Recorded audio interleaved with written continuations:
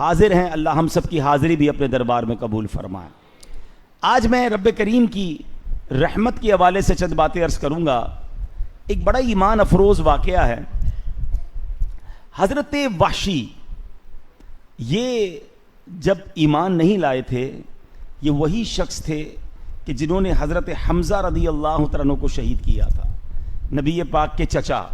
اور نبی پاک حضرت حمزہ سے کتنا پیار فرماتے تھے، اور کس قدر پیارے آقا علیہ الصلوۃ والسلام کو دکھ پہنچا تھا کہ جب آپ کے چچا کو شہید کیا گیا، بلکہ آپ کے جسم کو کاٹا گیا، آپ کے اعضاء کو جسم سے نکالا گیا۔ نبی پاک بہت زیادہ غمگین ہوئے تھے، مگر ایک ایسا وقت آیا کہ جب اسلام کی دعوت دینے کی باری آئی تو نبی پاک علیہ الصلوۃ والسلام کا اسلام سے محبت اور پیار کا انداز دیکھیں کہ وحشی کو بھی اسلام کی دعوت بھیجی۔ وحشی کے پاس بھی قاصد بھیجا گیا کہ جاؤ اسے اسلام کی دعوت دو۔ تو وحشی نے رپلائی میں کیا کہا کہ اپنے نبی سے کہو مجھے اسلام کی دعوت دے رہے ہیں، حالانکہ آپ تو فرماتے ہیں کہ جس نے کسی جان کو قتل کیا یا اللہ کا شریک ٹھہرایا یا بدکاری کی تو قیامت کے لیے اس کا عذاب دگنا کر دیا جائے گا اور وہ ہمیشہ اس میں رہے گا۔ تو یہ سارے کام تو میں نے کیے ہیں، پھر میرے لیے کیا رخصت ہے؟ آپ تو خود کہتے ہیں کہ جس نے اللہ کا شریک ٹھہرایا، قتل کیا، بدکاری کی، وہ تو جہنم میں جائے گا، اور میں نے سارے کام کیے ہیں، تو میرے لیے کیا رعایت ہے؟ اب غور کریں کہ ایک ایسا مجرم کہ جس نے نبی پاک کے چچا کو شہید کیا ہے، دعوت اسلام کی دی جا رہی ہے، وہ کنڈیشن رکھ رہے ہیں، مگر رحمت الہی دیکھیں اور نبی پاک کا انداز دیکھیں کہ اللہ کریم نے پھر ایک قرآن کی آیت نازل فرمایا الا من تاب وآمن وعمل عملا صالحا، ترجمہ مگر جو توبہ کرے اور ایمان لائے اور اچھا کام کرے، یعنی اللہ اسے بخش دے گا جو توبہ کرے، ایمان لائے، اچھے کام کرے۔ نبی پاک نے پھر قاصد بھیجا کہ اب قرآن کی آیت آئی ہے، اب تو ایمان لے آؤ۔ تو واشی کہتے ہیں یہ شرط تو بہت ممکن ہے، شرط بڑی مشکل ہے، ممکن ہے کہ میں عمل نہ کر سکوں کیونکہ ایمان بھی لانا ہے، توبہ بھی کرنی ہے، اچھے کام بھی کرنے، نہ کر سکا تو پھر کیا ہوگا میرا؟ Again condition. اللہ اکبر، قاصد واپس آ گیا۔ اللہ اکبر، اب اللہ کریم نے ایک اور آیت نازل فرمائی ان اللہ لا یغفر ان یشرک بہ ویغفر ما دون ذلک لمن یشاء۔ ترجمہ کیا ہے؟ بے شک اللہ اسے نہیں بخشتا کہ اس کے ساتھ کفر کیا جائے، اور کفر سے نیچے جو کچھ ہے جسے چاہے معاف فرما دیتا ہے۔ اب یہ ایک بڑی زبردست سمجھے رعایت مل گئی، قاصد لے کر پھر گیا۔ تو وحشی کہتے ہیں کہ اس میں بھی مغفرت کی گارنٹی تو نہیں ہے، اللہ جسے چاہے بخشے گا، میں بخشا جاؤں گا اس کی گارنٹی تو نہیں ہے۔ اب ذرا غور کیجئے گا، شان کریمانہ نبی پاک کی وسعت قلبی کہ اسلام میں لوگ آ جائیں اور اس بندے کو اسلام کی دعوت دی جا رہی ہے جس نے بڑا دکھ پہنچایا ہے، اور وہ کنڈیشن پہ کنڈیشن رکھ رہے ہیں کہ ٹھیک ہے اللہ گناہ معاف کر دے گا، مگر اللہ جسے چاہے گا بخشے گا نا، کیا پتہ میری بخشش نہ ہو، پھر میں ایمان کیوں لاؤں؟ پھر قاصد واپس آتا ہے۔ اللہ کی شان رحمت دیکھیں، ایک اور قرآن کی آیت نازل ہوتی ہے، اور یہ آیت تو ایسی کمال کی ہے ایمان تازہ ہو جاتا ہے۔ اللہ فرماتا ہے بسم اللہ الرحمن الرحیم قل یا عبادی الذین اسرفوا علی انفسہم لا تقنطوا من رحمت اللہ ان اللہ یغفر الذنوب جمیعا انہ هو الغفور الرحیم۔ کیا پیارا ترجمہ ہے، ترجمہ کنز ایمان۔ تم فرماؤ اے میرے وہ بندوں جنہوں نے اپنی جانوں پر زیادتی کی، اللہ کی رحمت سے نا امید نہ ہو، بے شک اللہ سب گناہ بخش دیتا ہے، بے شک وہی بخشنے والا مہربان ہے۔ اللہ اکبر۔ جب یہ آیت وہاں پہنچائی تو وہ کہتے ہیں ہاں اب بخشش کی گارنٹی مل گئی ہے۔ چنانچہ وہ اور اس کے دوست بارگاہ رسالت میں حاضر ہوئے اور اسلام قبول کیا۔ اب سبحان اللہ، صحابہ کرام نے ایک بڑا کمال کا سوال نبی پاک سے کیا، عرض کرتے ہیں یا رسول اللہ کیا یہ آیت، یہ حکم صرف انہی لوگوں کے لیے ہے؟ کیا انہی کو یہ گارنٹی ملی ہے، یہ بخشش کا پروانہ انہیں ملا ہے؟ نبی پاک فرماتے نہیں، یہ تمام مسلمانوں کے لیے ہے۔ دوبارہ اس کا ترجمہ سنیں، ایمان تازہ ہو جائے گا۔ اللہ نے کیا فرمایا؟ تم فرماؤ اے میرے وہ بندو جنہوں نے اپنی جانوں پر زیادتی کی، اللہ کی رحمت سے نا امید نہ ہو، لا تقنطوا من رحمت اللہ، بے شک اللہ سب گناہ بخش دیتا ہے، بے شک وہی بخشنے والا مہربان ہے۔ ایسا رحمت والا مولا ہے۔ رب کی رحمت ہمیں بخشنا چاہتی ہے، میرا رب تو چاہتا ہے ہم بخشے جائیں۔ فارسی کا مقولہ ہے نا، رحمت حق بہا نمی جوید رحمت حق بہا نمی جوید، کہ اللہ کی رحمت قیمت طلب نہیں کرتی، بہا قیمت طلب نہیں کرتی، اللہ کی رحمت تو بہانے تلاش کرتی ہے، کسی طرح میرا بندہ بخشا جائے، بندہ بس رب کی طرف رجوع لے آئے، میرا رب چاہتا ہے کہ سب کی بخشش ہو جائے۔ دیکھیں نا، ہمیں یہ جو رمضان عطا کیا گیا ہے، کیوں عطا کیا گیا ہے؟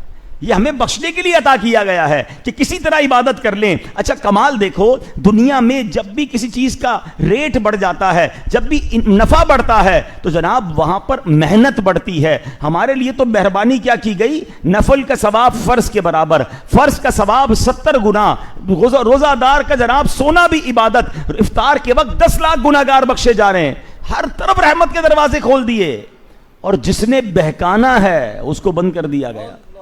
مہربانی دیکھو نا، لاجک کیا کہتی ہے کہ شیطان کی پاور بڑھائی جاتی، کہ شیطان زیادہ بہکائے گا، اب جو نیکیاں کرے گا اس کو ثواب زیادہ ملے گا۔ لاجک تو یہ کہتی چیلنج بڑھا تو ریوارڈ بڑھا، چیلنج ہی ختم کر دیا، اللہ نے شیطان کو ہی بند کر دیا۔ اب دیکھیں نا، رات 11:45 بج رہے ہیں اور ورکنگ ڈے ہے، صبح آپ مسجد میں بیٹھے ہیں، کیوں بیٹھے ہیں؟ شیطان نہیں ہے، عبادت کا شوق، عبادت آسان ہو گئی ہے، لوگ مسجدوں میں بیٹھے ہیں، راتیں گزار رہے ہیں۔ یہ میرے رب نے کتنی بڑی مہربانی کی، یعنی اللہ چاہتا ہے، اس کی مشیت یہ ہے کہ میں اور آپ بخشے جائیں، ہم جنت میں جائیں۔ انفارچونیٹلی ہوتا یہ ہے کہ ہم ہی رب سے دور ہو جاتے ہیں، ہم ہی اللہ کی طرف رجوع نہیں لاتے۔ وہ صرف اس کا یہی تو فرمان ہے کہ میرے در پر آ جاؤ، سر کو جھکا لو، اپنے گناہوں کا اعتراف کر لو۔ اے میرے پیارے اسلامی بھائیوں، ایک ایسا ایمان افروز واقعہ ہے، ذرا سنیے، آپ کا ایمان تازہ ہوگا۔ ہوا کیا تھا، حضرت سیدنا حفص بن عبداللہ کا بیان ہے کہ درود پاک پڑھ لے، صلو علی الحبیب صلی اللہ تعالی علی محمد صلی اللہ علیہ وسلم۔ نبی پاک علیہ الصلوۃ والسلام فرماتے ہیں، جنت میں داخل ہونے والا سب سے آخری آدمی وہ ہوگا جو پل صراط پر اس طرح سے چل رہا ہوگا گویا پیٹھ کے بل گھسیٹ کر چل رہا ہو۔ جس طرح باپ بیٹے کو مارتا ہے اور وہ اس سے بچ کر بھاگنے کی کوشش کرتا ہے لیکن بھاگنے میں ناکام رہتا ہے، ایسا ہی اس شخص کا حال ہوگا۔ پھر وہ عرض کرے گا، اے میرے رب مجھے جنت میں پہنچا دے، اے اللہ مجھے جہنم سے بچا لے۔ تو اللہ پاک اس سے فرمائے گا، اے میرے بندے، اگر میں تجھے جہنم سے نجات دے کر جنت میں داخل فرما دوں تو کیا پھر تم اپنی خطاؤں کا اعتراف کر لو گے، اپنے گناہوں کو مان لو گے؟ وہ بندہ عرض کرے گا، مالک تیری عزت و جلال کی قسم، اگر تو مجھے دوزخ سے بچا لے تو میں اپنے تمام گناہوں اور خطاؤں کا اعتراف کر لوں گا۔ اب وہ پل صراط پار کر لے گا، جہنم سے بچ جائے گا۔ پل صراط پار کر کے دل ہی دل میں سوچے گا کہ اگر میں نے اللہ پاک کے سامنے اپنے گناہوں کا اعتراف کر لیا تو پھر تو مجھے واپس رب دوزخ میں ڈال دے گا۔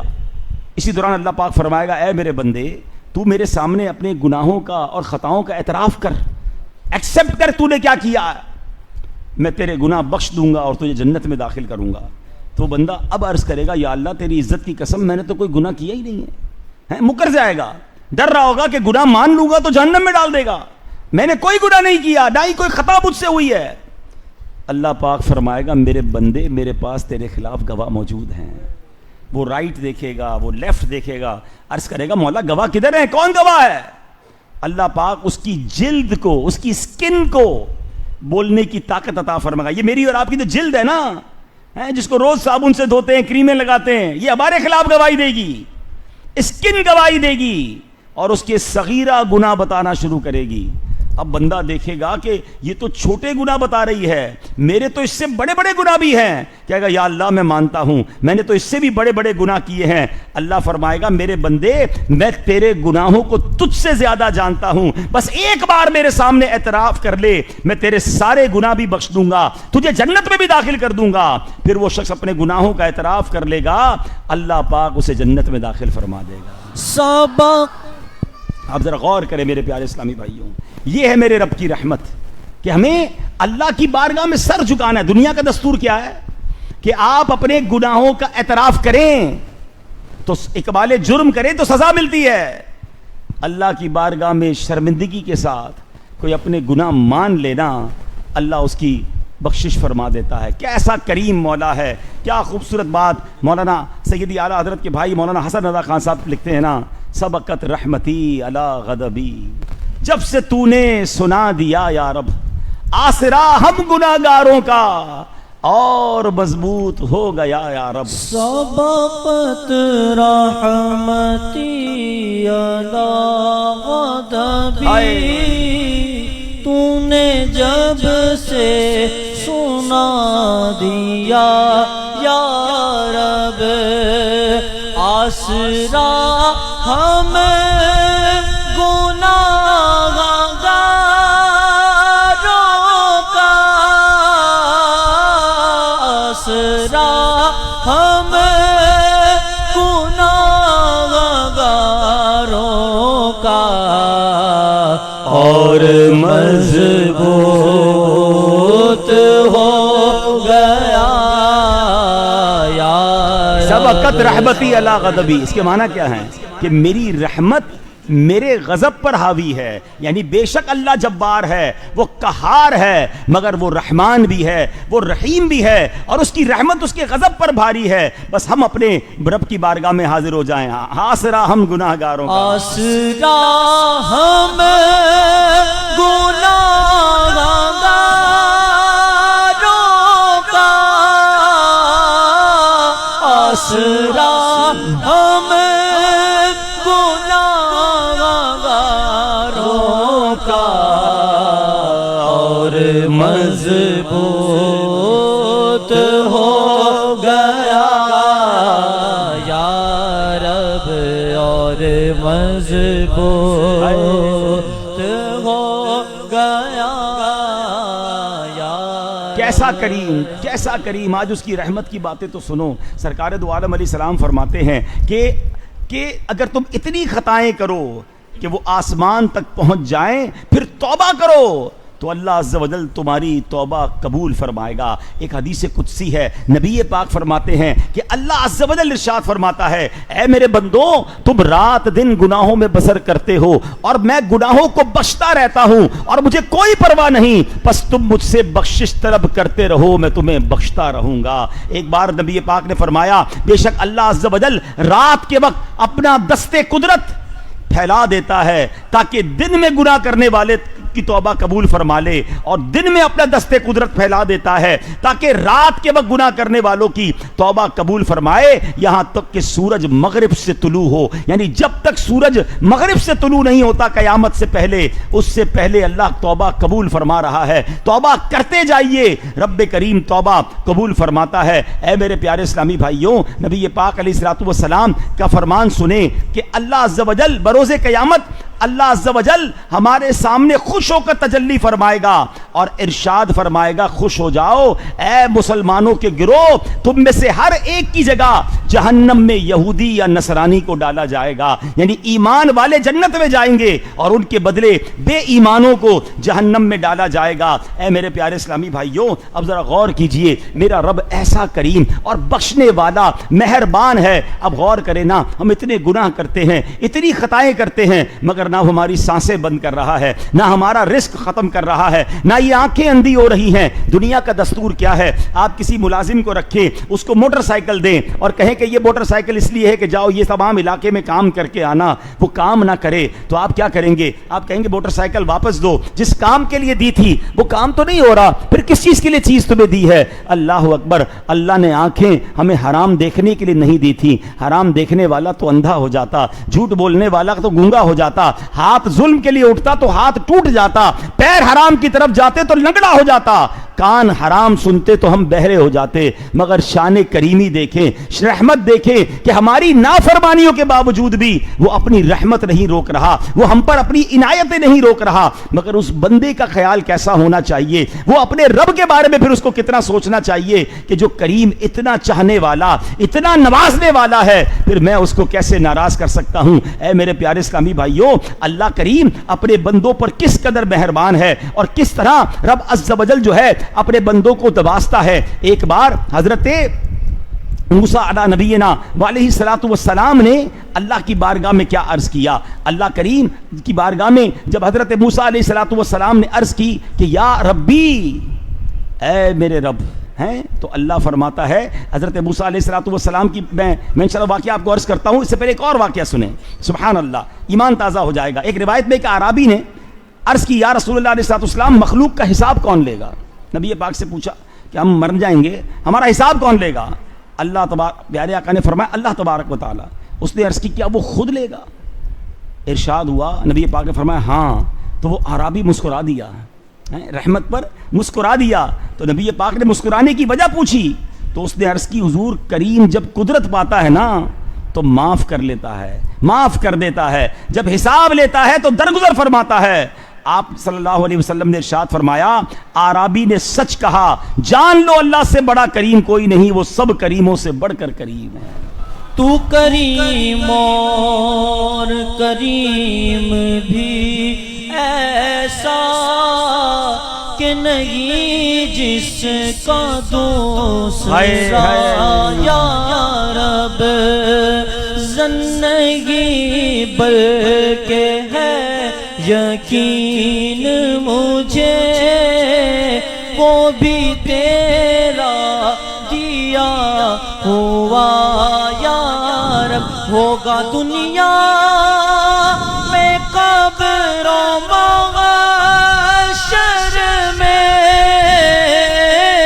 ہوگا دنیا میں قبر و محشر میں, مجھ سے اچھا انشاءاللہ اچھا ہی معاملہ کیسا اچھا معاملہ ہوگا. سیدنا ابو غالب رحمۃ اللہ تعالی فرماتے ہیں میں ابو امامہ کے پاس شام کے وقت جایا کرتا تھا. ایک دن ان کے پڑوس میں ایک مریض کے پاس گیا. وہ مریض کو جھڑک رہے تھے, فرما رہے تھے افسوس اپنی جان پر ظلم کرنے والے, کیا میں نے تجھے بھلائی کا حکم نہ دیا, برائی سے نہ روکا؟ وہ نوجوان بولا وہ گناہ گار تھا, گناہوں میں پڑا ہوا تھا, آپ اسے ڈانٹ رہے تھے. تو کہتا ہے اے میرے محترم, اگر اللہ مجھے میری ماں کے سپرد کر دے اور میرا معاملہ اسی کے حوالے کر دے تو میری ماں میرے ساتھ کیا کرے گی؟ انہوں نے جواب دیا وہ تو تیری ماں جنت میں تجھے داخل کر دے گی, تیری ماں تو تجھے عذاب نہیں دے گی. اللہ اکبر. اس نے عرض کی اللہ تو میری ماں سے زیادہ مجھ پر مہربان ہے. پھر اس کا انتقال ہو گیا. جب اس کے چچا نے اس کے ساتھ قبر میں اتر کر اسے دفن کیا, قبر برابر کی, تو گھبرا کر چیخ ماری. میں نے پوچھا کیا ہوا؟ تو کہنے لگے اس کی تو قبر وسیع کر دی گئی ہے اور نور سے بھر دی گئی ہے. اللہ پر بھروسہ تھا نا, کہ میں گناہگار ضرور ہوں لیکن اگر میری ماں کے معاملے اللہ مجھے والدہ کے حوالے کر دے تو جب میری ماں مجھے عذاب میں نہیں گرفتار کرے گی تو وہ کریم مجھے کیوں معاف نہ کرے گا. یہ ایسا بھروسہ تھا کہ جس کی برکت سے اس کی قبر جو ہے وہ نور سے بھر دی گئی. اے میرے پیارے اسلامی بھائیوں, رب کریم کتنا مہربان ہے اور وہ کتنا کریم ہے اور اس کی رحمت کتنی ہے. اب ذرا سنیے گا, آپ کا ایمان تازہ ہوگا. سرکار دو عالم علیہ السلام نے فرمایا اللہ نے زمین و آسمان کی تخلیق کے دن 100 رحمتیں پیدا فرمائیں. ذرا غور سے سنیے گا, اللہ کی کتنی رحمتیں ہیں؟ ذرا مل کے کہیے گا. 100 رحمتیں ہیں. اچھا, ہر رحمت زمین و آسمان کے درمیان تہ در تہ رکھ دی گئی ہے اور ان میں سے ایک رحمت ہی اب زمین پہ نازل ہوئی ہے. اب تک جتنی ہم پر رحمتیں ہو رہی ہیں نا, ہم پر جو مہربانیاں ہو رہی ہیں, ایک ہی رحمت نازل ہوئی ہے پوری دنیا میں. اور اسی رحمت کی برکت سے والدہ اپنی اولاد پر مہربان ہے. وحشی درندے اور پرندے ایک دوسرے پر مہربان ہیں. گھوڑا جو ہے بے شک گھوڑا ہے مگر اپنے بچے پر پاؤں نہیں رکھ رہا ہے. جانور اپنے بچے کا خیال رکھ رہا ہے کہ کہیں اسے چوٹ نہ لگ جائے. یہ ماں باپ کا پیار, یہ سب کچھ جو آپس میں محبت اور اتفاق ہے, یہ اللہ کی اس ایک رحمت کا پوری دنیا میں صدقہ بٹ رہا ہے. آقا فرماتے ہیں اللہ عز و جل وہ 99 رحمتیں جو باقی ہیں نا, ان کو ملا کر بروز قیامت اپنی 100 رحمتیں پوری فرمائے گا اور پھر قیامت کے دن اپنے بندوں پر رحمت فرمائے گا. سوچو تو صحیح اس رحمت کا عالم کیا ہوگا کہ ایک رحمت ہے اور ماں بیٹے کے لیے جان دینے کے لیے تیار ہے, باپ بیٹے کے لیے اوور ٹائم کرنے کے لیے تیار ہے, بھائی بھائی کے لیے جان دینے کے لیے تیار ہے. آج مسلمان ایک دوسرے کے جو خیر خواہ بنتے کیسے دوست بن جاتے ہیں, یہ سب اس رحمت الہی کا ذرہ ہے. وہ ایک رحمت سب میں ڈسٹریبیوٹ ہو رہی ہے. جب وہ 99 رحمتیں ساتھ مل کر 100 پوری ہوں گی تو بتاؤ نا کریم کی رحمت کا قیامت کے دن کیا حال ہوگا. انشاءاللہ اگر اب ایمان سلامت لے کر گئے تو رب کی رحمت سے بڑی امید ہے کہ سب جنت میں آقا کے پیچھے جائیں گے انشاءاللہ. انشاءاللہ. اے میرے پیارے اسلامی بھائیوں, میں نے حضرت موسیٰ علیہ نبینا علیہ الصلوۃ والسلام کی جو بات کی تھی وہ بات ذرا سنیے گا کہ اللہ کریم اپنے بندوں پر کیسے مہربان ہے. ایک بار حضرت موسیٰ کلیم اللہ علیہ نبینا علیہ الصلوۃ والسلام نے اپنی مناجات میں عرض کی اللہ کی بارگاہ میں, یا رب. اللہ عز و جل نے فرمایا لبیک یا موسیٰ. آپ نے عرض کی یا اللہ تو مالک ہے، میری کیا حیثیت، تو مجھے لبیک فرما رہا ہے؟ تو اللہ نے ارشاد فرمایا مجھے یہ پسند ہے کہ کوئی بندہ مجھے یا رب پکارے تو میں اسے لبیک کہہ کر جواب دوں۔ تو حضرت موسیٰ نے عرض کی یا اللہ کیا یہ ہر مطیع بندے کے لیے، ہر نیک بندے کے لیے؟ اب غور سے سنیے گا کہ یہ جو بندہ تجھے یا رب کہے اور تو لبیک فرماتا ہے، یہ نیک لوگوں کے لیے ہے؟ اللہ نے فرمایا ہاں، بلکہ ہر گناہگار بندے کے لیے بھی ہے۔ حضرت موسیٰ کہتے ہیں یا اللہ فرما بردار کے لیے تو سمجھ آتا ہے، اس کی اطاعت ہے، اس کی نیکیاں ہیں، گناہگار بندے کے لیے بھی تو لبیک فرماتا ہے؟ اب سنو کیسا کریم ہے میرا مولا۔ تو رب فرماتے ہیں اے موسیٰ اگر میں بھلائی کرنے والے کو اس کی بھلائی کا بدلہ دوں اور برائی کرنے پر اس کی برائی کی وجہ سے احسان نہ کروں تو میرا جود و کرم کہاں جائے گا؟ ہائے ہائے ہائے، کیسا کریم مولا ہے، وہ نیکوں کا بھی مولا ہے، وہ گناہگاروں کا بھی پروردگار ہے۔ ارے اس کی رحمت گناہگار پر بھی برسنا چاہتی ہے، مگر یہ بندہ ہے جو اللہ کی بارگاہ سے دور ہو کر دنیا والوں کے چکر لگا رہا ہے، دنیا والوں کی جناب غلامی کر رہا ہے، دنیا والوں کی تو مان رہا ہے، اپنے رب کی نہیں مان رہا۔ ہمارا یہی تو پرابلم ہے، ہم سب کی مانتے ہیں، ہم رب کی نہیں مانتے، اپنا پرابلم بھی سب کو بتاتے ہیں، ہم رب کو نہیں بتاتے، حالانکہ وہ ہمیں بخشنا چاہتا ہے۔ خدا کی قسم وہ بڑا کریم ہے، وہ بڑا رحیم ہے، بس اس سے دوستی کرنی ہے۔ آج کے اس اجتماع میں آئے ہیں نا تو آج اللہ کی محبت لے کر جاؤ کہ ایسے رحیم مولا، ایسے کریم مولا سے کون لڑائی کرتا ہے، ایسے کریم مولا کی کون نافرمانی کرتا ہے۔ مجھے ایک بات بتائیں، دنیا میں آپ کے ساتھ کوئی اچھا برتاؤ کرے، آپ کو قرضہ چاہیے قرضہ دے دے، نوکری چاہیے نوکری دلا دے، زندگی میں کسی نے آپ پر کوئی بڑا احسان کیا ہو، آپ کیا کرتے ہو؟ ساری زندگی کہتے ہیں یار یہ ناراض نہیں ہونا چاہیے، یہ بڑا اچھا آدمی ہے، یار اس نے برے وقتوں میں ساتھ دیا تھا، اچھی بات ہے اور یہ ہونا بھی چاہیے، احسان فراموش نہیں ہونا چاہیے۔ جو ہمارا مشکل وقت میں ساتھ دے، اگر اللہ اچھے دن بھی دکھا دے نا تو اس کو یاد رکھنا ہے۔ دنیا محلے میں کوئی نہیں جانتا تھا اور کچھ دوست ساتھ دیتے تھے، آج پوری دنیا میں مشہور ہو گئے تو ان رشتہ داروں ان دوستوں کو ہی بھول گئے، یہ تو احسان فراموشی ہے۔ بالکل آلویز ان کو ریگارڈ کرنا ہے، ان کا احسان ماننا ہے، مگر ایک بندہ ایک مہربانی کر دے ہم اس کی ساری زندگی بات مانیں، ساری زندگی عزت کریں، جی چاہتا ہے یار یہ ناراض نہ ہو جائے۔ میرا رب تو وہ ہے، میں پیدا نہیں ہوا اس سے پہلے ہی مجھ پر مہربانیاں شروع ہیں۔ آپ کو پتا ہے مجھ پر اور آپ پر سب سے بڑی مہربانی کیا ہوئی ہے؟ اس کا تو احساس بھی نہیں ہے کئی لوگوں کو۔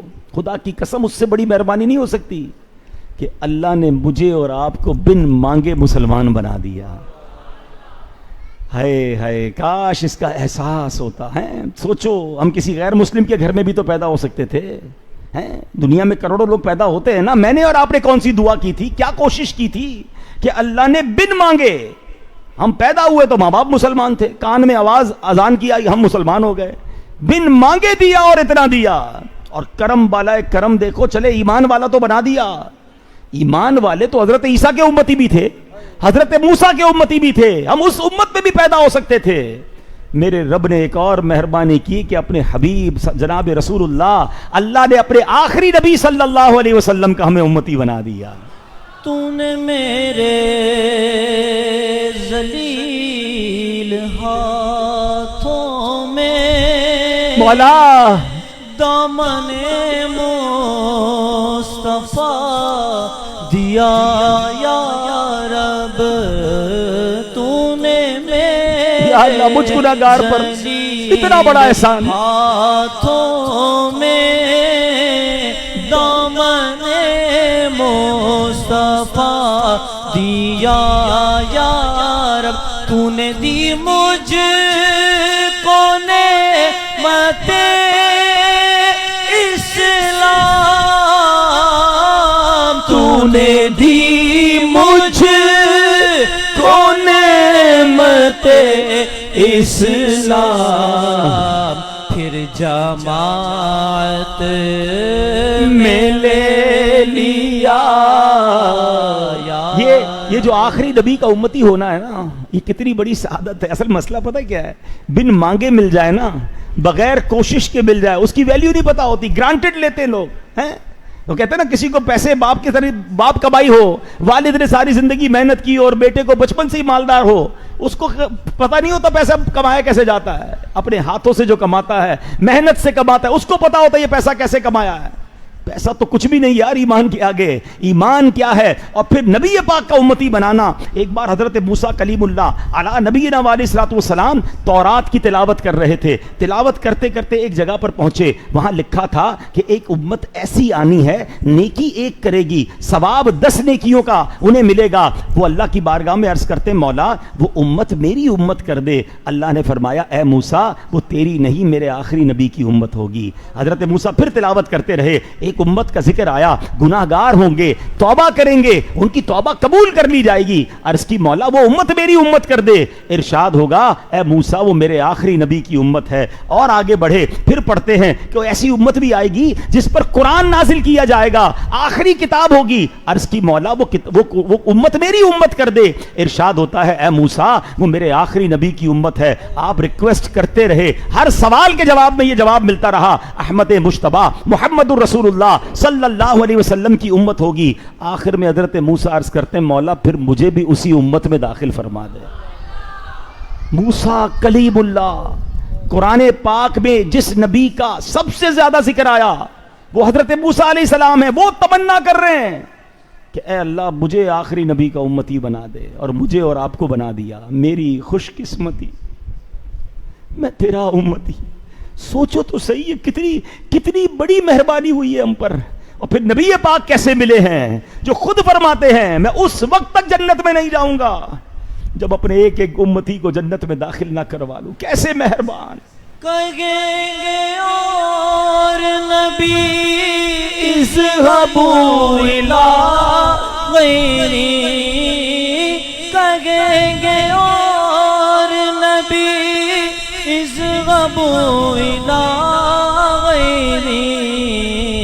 میرے حضور کے لب پر انا لہا ہوگا, میرے حضور کے لب پر انا لہا. بس آج اللہ کی مہربانیوں کو یاد کیجئے, ہم پر جو احسان کیے وہ یاد کیجئے.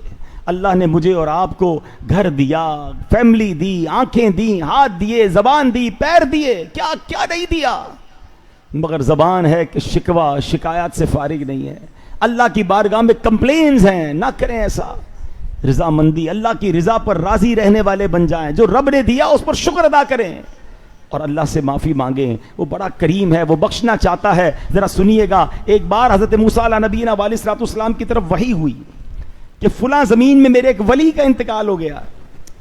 اے موسیٰ جائیے اس کو غسل و کفن دیجئے, اس کی نماز جنازہ ادا کیجئے اور مٹی میں اس کو دفن کیجئے, اور وہ جنت میں تمہارا پڑوسی ہے.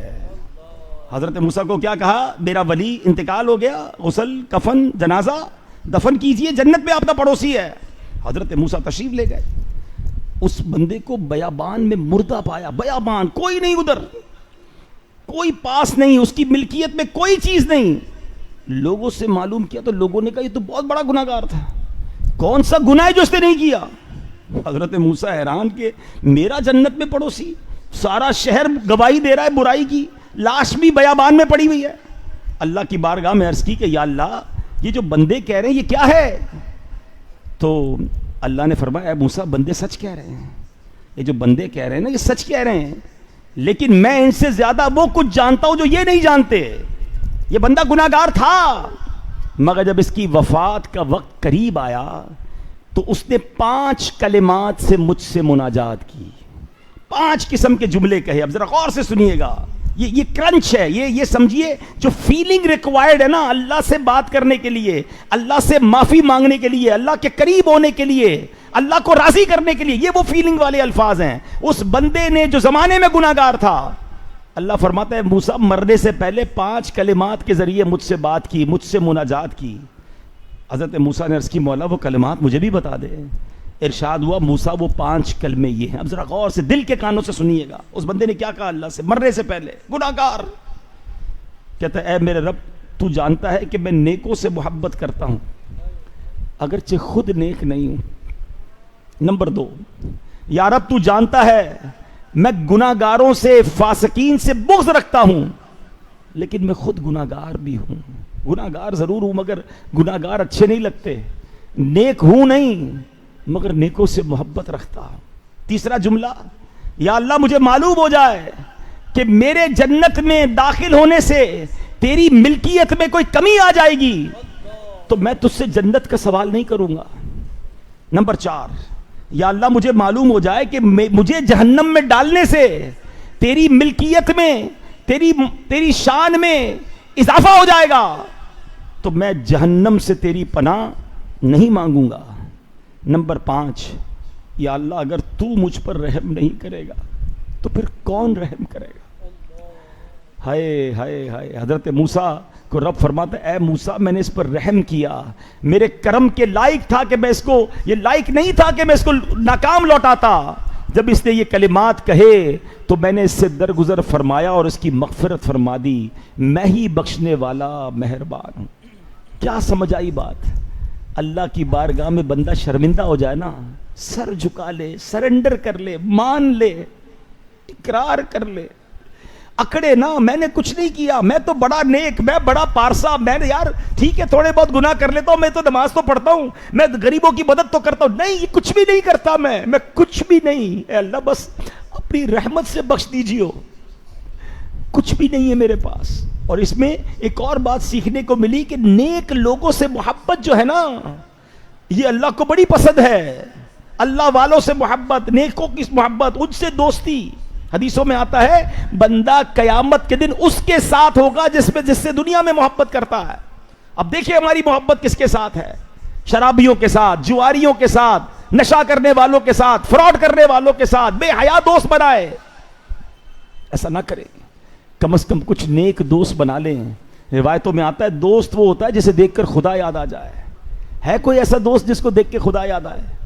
آج تو ایسے دوست ہم نے بنائے ہوئے ہیں جو بڑی مشکل سے ہمارے ساتھ نماز پڑھنے تو آ رہے ہیں, لیکن عید کا چاند نظر آنے کے بعد وہی دوست کہے ہوں گے کہ بھائی کیا ہو گیا, پڑھ تو لی رمضان میں نماز, پھر مولوی بننا ہے, چلو اب تو عید کے دن ڈرامہ دیکھنے, فلم دیکھنے, عیاشی کرنے, اب کوئی نماز نہیں پڑھنی. یہ دوست کہ میں اللہ کی طرف آؤں تو ہاتھ پکڑ کر لانے کی بجائے مجھے کھینچ رہے ہوتے ہیں. یار تمہیں کیا ہو گیا بھائی, جمعہ پڑھ لینا بس کافی ہے, سارا مہینہ کر لی نا عبادت. اب بتائیں ایسے دوست مجھے کہاں لے جائیں گے؟ کاش رمضان میں ایک دوست تو ایسا بنا لوں کہ جب عید کا دن ہو اور فجر کا وقت ہو اور مجھے سستی ہو تو دوست کا فون آ جائے, بھائی رمضان میں بھی فجر میں ساتھ چلتے تھے نا, فجر کی نماز عید میں بھی فرض ہے, رمضان کے بعد بھی فرض ہے, چلو چلتے ہیں فجر کے لیے. وہ ظہر میں بھی یاد دلائے, عصر میں بھی یاد دلائے, کیونکہ یہ وہ دوست ہوں گے جو انشاءاللہ ہماری مغفرت کا ذریعہ. میں 5 لائنیں جو ہے نا میں دوبارہ پڑھتا ہوں, پلیز ذرا تھوڑا سا تمام خیالات دل سے نکال کر. یہ وہ 5 جملے ہیں جس پر اللہ نے اس بندے کو حضرت موسیٰ کا پڑوسی بنا دیا جنت میں. بلکہ ہم اللہ سے عرض ہی کر دیتے رہے, اللہ ہم بھی ہیں تو ایسے ہی, ہم بھی یہی عرض کر رہے ہیں. آنکھیں بند کریں, میں کہتا ہوں آپ دل میں دہرائیں یہ الفاظ, اور آپ اللہ سے کہہ رہے ہیں, اس کیفیت کے ساتھ یہ دہرانے ہیں کہ اے میرے رب, تو جانتا ہے کہ میں نیکوں سے محبت کرتا ہوں اگرچہ خود نیک نہیں ہوں. یا رب تو جانتا ہے میں فاسقوں یعنی گناہگاروں سے بغض رکھتا ہوں, ہاں اگرچہ خود فاسق ہوں, خود گناہگار ہوں. یا اللہ اگر مجھے معلوم ہو جائے کہ میرے جنت میں داخل ہونے سے تیری ملکیت میں کوئی کمی آ جائے گی تو پھر میں تجھ سے جنت کا سوال نہیں کروں گا. ارے اللہ اگر مجھے معلوم ہو جائے کہ میرے جہنم میں داخل ہونے سے تیری ملکیت میں اضافہ ہو جائے گا تو میں جہنم سے تیری پناہ نہیں مانگوں گا. اور یا رب اگر تو مجھ پر رحم نہیں کرے گا تو پھر کون رحم کرے گا؟ یا خدا رحمت تیری حاوی ہے تیرے قہر پہ. مولا مولا یا خدا رحمت تیری حاوی ہے تیرے قہر پہ. فضل و رحمت کے سہارے جی رہا بدکار ہے.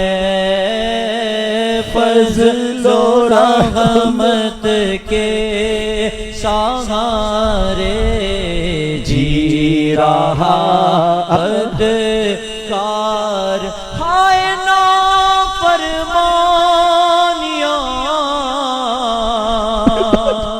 بدکاریاں بے باقیاں مولا ہائے نافرمانیاں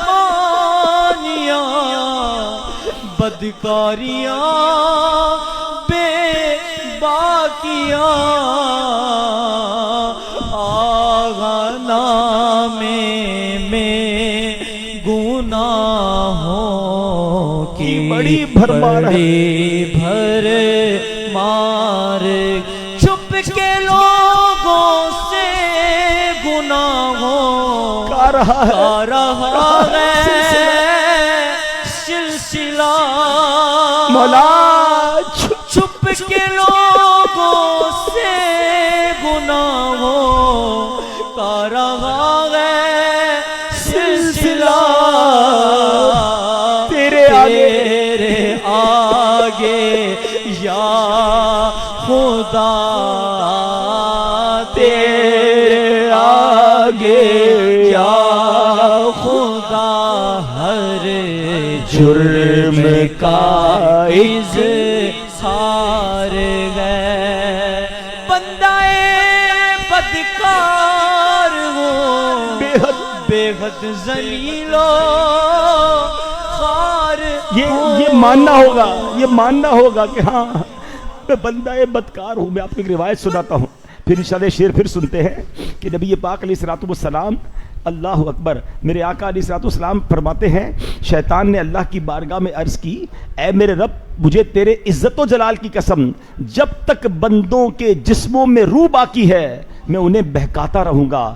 اللہ نے جواب ارشاد فرمایا مجھے اپنی عزت و جلال اور بلند مقام کی قسم میں ہمیشہ اس وقت تک ان کی مغفرت کرتا رہوں گا جب تک وہ مجھ سے مغفرت مانگتے رہیں گے. میرے آقا علیہ الصلوۃ والسلام فرماتے ہیں جب کوئی بندہ گناہ کر لیتا ہے، دیکھو گناہ ہو جائے نا پھر کہنا کیا ہے، بات کیسے کرنی اللہ سے. آقا فرماتے ہیں جب کوئی بندہ گناہ کر لیتا ہے پھر کہتا ہے مولا میں نے گناہ کر لیا مجھے معاف کر دے، تو اللہ فرماتا ہے میرا بندہ جانتا ہے کہ اس کا کوئی رب ہے جو گناہ معاف بھی کرتا ہے پکڑ بھی لیتا ہے. فرشتوں گواہ ہو جاؤ میں نے اپنے بندے کی بخشش کر لی. اللہ فرماتا ہے پھر بندہ جب تک رب چاہتا ہے وہ گناہ سے ٹھہرا رہتا ہے، اس سے پھر کوئی گناہ ہو جاتا ہے پھر کہتا ہے یا اللہ گناہ ہو گیا، اے اللہ معاف کر دے میرے گناہ بخش دے. اللہ فرماتا ہے میرا بندہ جانتا ہے کہ اس کا کوئی رب ہے جو گناہ کرنے پر پکڑ بھی لیتا ہے اور معاف بھی کرتا ہے. اللہ اکبر، اے فرشتوں گواہ ہو جاؤ میں نے اپنے بندے کو بخش دیا. 3 بار حدیث میں فرمایا گیا اور آخر رب فرماتا ہے میں نے بندے کو ایسا بخشا اب جو چاہے کرے میں نے اس کی بخشش فرما دی ہے. بندہ بدکار ہو بے حد ذلیل و خوار ہو مغفرت فرما الہی مغفرت فرما الہی تو بڑا غفار ہے. اب میرے پیارے اسلامی بھائیوں، جو ایسا کریم مولا ہونا عقل مند وہ ہے اسے ناراض نہیں کرتا. اچھا بعض اوقات جب رحمت الہی کی بات کرے نا تو شیطان ذہن میں یہ بات ڈالتا ہے پھر تو ٹھیک ہے گناہ کرتے جاؤ معافی مانگ لیں گے وہ بخش دے گا. مجھے ایک بات بتائیں، کیا ایسے کریم کو بھی کوئی ناراض کرتا ہے؟ کیا ایسے رحیم کو بھی کوئی ناراض کرتا ہے؟ پہلے تو بندہ اللہ کی محبت میں عبادت کرے. دیکھیں ایک عبادت کا پتہ ہے طریقہ کیا ہے؟ جنت ملے گی نماز پڑھیں گے، نہیں پڑھیں گے تو مار پڑے گی. عذاب سے بچنے کے لیے نیکی کرنا یا جنت حاصل کرنے کے لیے نیکی کرنا، ایک لیول تو یہ ہے. مگر اس سے اوپر کا لیول یہ ہے کہ بندہ اس لیے عبادت کرے، اس لیے اللہ کو راضی کرے کہ میرا کریم مولا ہے، میں اپنے رب سے پیار کرتا ہوں، میں اسے ناراض نہیں کر سکتا. محبت الہی میں عبادت کا جو مزہ ہے نا اس کا لطف ہی اور ہے. تو آج سے اللہ سے دوستی کرنی ہے، اللہ کو ناراض نہیں کرنا ہے، اور جو شیطان کے وسوسے ہیں اس سے ذہن کو نکال دیجئے کہ وہ تو بڑا کریم ہے، وہ تو سب کو بخش دے گا. تمہیں بھی بخش دے گا. تو مجھے بتائیں نا, توبہ کرنے کا تو فرمایا گیا نا, آج توبہ تو کریں. کیا معلوم بندہ یہ کہے بعد میں توبہ کر لوں گا, اور توبہ سے پہلے ہی دنیا سے چلا جائے. تو توبہ کرنے میں تاخیر نہیں کرنی ہے, دل کی گہرائیوں سے سر جھکانا ہے, دل کی گہرائیوں سے اللہ سے مدد مانگنی ہے, اور پھر زندگی ایسے گزارنی ہے جو اللہ کی فرما برداری والی ہو. دیکھیں نا, مجھے اور آپ کو اللہ نے دنیا میں کیوں بھیجا ہے, ہمیں پتہ ہے مقصد کیا ہے مجھے اور آپ کو بھیجنے کا. اللہ فرماتا ہے وَمَا خَلَقْتُ الْجِنَّ وَالْإِنسَ إِلَّا لِيَعْبُدُونَ. ہم نے نہیں بھیجا انسان اور جنات کو مگر اپنی عبادت کے لیے. ہم نے نہیں پیدا کیا انسان اور جنات کو مگر اپنی عبادت کے لیے. اٹ مینز مجھے اور آپ کو بنایا ہی اپنی عبادت کے لیے ہے, اور ہم لگے ہوئے ہیں کسی اور کام میں. مولانا جلال الدین رومی رحمۃ اللہ تعالی نے بڑی پیاری بات فرماتے, بولا کوئی ایک بادشاہ ہو اور کسی بندے کو کسی کام سے بھیجے, وہ بادشاہ کا کام چھوڑ کر کسی اور کام میں لگ جائے, مختلف کام کرے مگر بادشاہ نے جو کام دیا وہ نہ کرے. واپس بادشاہ کے پاس جائے گا تو بادشاہ راضی ہوگا یا ناراض ہوگا؟ آپ بتائیں نا. آپ اپنی مثال لے لیں, اپنے کسی ملازم کو, بیٹے کو, بچے کو کہیں کہ بیٹا پیسے لو, جا کے روٹیاں لے آؤ. 1 گھنٹے بعد آئے اور خالی آتا ہے. بولے کیا ہوا؟ کہ راستے میں میچ ہو رہا تھا وہ دیکھ رہا تھا, لڑکے کھیل رہے تھے اس میں لگا ہوا تھا, پیسے آپ کے میں نے کہیں اور خرچ کر دیے, روٹی نہیں لایا. کیسا لگے گا؟ پیسے بھی دیے, کام پر بھی بھیجا, ملازم ہے میرا, بچہ ہے میرا, اور میں نے جس کام کے لیے بھیجا وہ کام کیے بغیر آ گیا, بلا تمثیل سمجھانے کے لیے. اللہ نے مجھے اور آپ کو اس دنیا میں بھیجا اپنی عبادت کے لیے. عبادت کر رہے ہیں, راضی کر رہے ہیں. قرآن سورہ ملک میں کیا فرمایا؟ الذی خلق الموت والحیات لیبلوکم ایکم احسن عملا. ہم نے زندگی اور موت کو اس لیے پیدا کیا کہ دیکھیں تم میں سے کون اچھے عمل کر کے آتا ہے. ہم آئے اسی لیے ہیں کہ ٹیسٹ دینے آئے ہیں, واپسی میں رزلٹ ملنا ہے. ادھر رزلٹ اناؤنس ہوگا کہ اچھے عمل کر کے آئے, اللہ کو ناراض کر کے آئے. تو اے میرے پیارے اسلامی بھائیو, ہاتھ جوڑتا ہوں آپ کے آگے, اب رمضان جانے والا ہے. امام صاحب یقیناً ان کی بھی یہی کیفیت ہوگی, جو نارملی مسجد میں پکے نمازی ہوتے ہیں نا, وہ سب کا دل رمضان جاتا ہے نا بجھنے لگ جاتا ہے کہ یار یہ رونق, یہ سما, یہ برکتیں, یہ رمضان جاتے ہی کہاں چلی جاتی ہیں. ایسا کیوں کرتے ہیں؟